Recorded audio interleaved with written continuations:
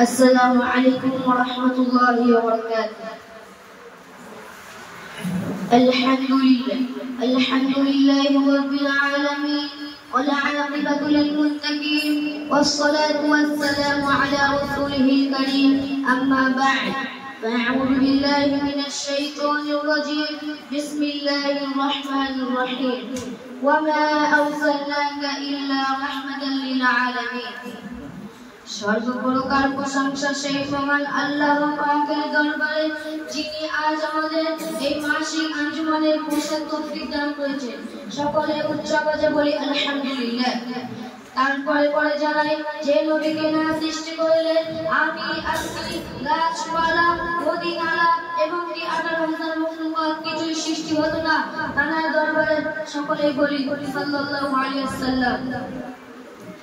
শ্রোতা মণ্ডলী, আজ থেকে 1500 বছর পূর্বে এই ধরার বুকে অত্যাচার, অবিচার, শিরক, বিদআত, ফিতনা, ফাসাদে গোটা সমাজ যেন অশান্তির দাবানলে দাউ দাউ করে জ্বলছিল।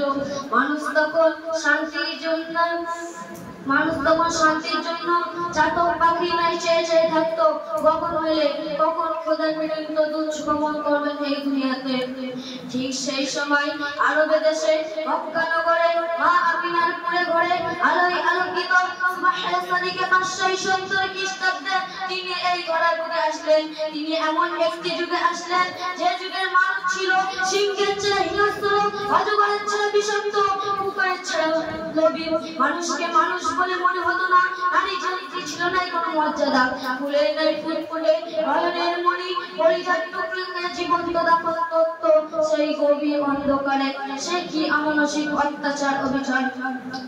ঠিক সেই সময় অশান্তির বার্তা দূর করতে, শান্তি ফিরে আনতে, নিপীড়িত, লাঞ্ছিত, বঞ্চিত, অপমানিত দুর্বল মানুষদের পাশে দাঁড়িয়ে তিনি শান্তি ফিরে আনেন। তিনি 63 বছর জীবনে মিথ্যা কথা বলেনি। তার কথাবার্তা ছিল নম্রতা ও ভদ্রতা।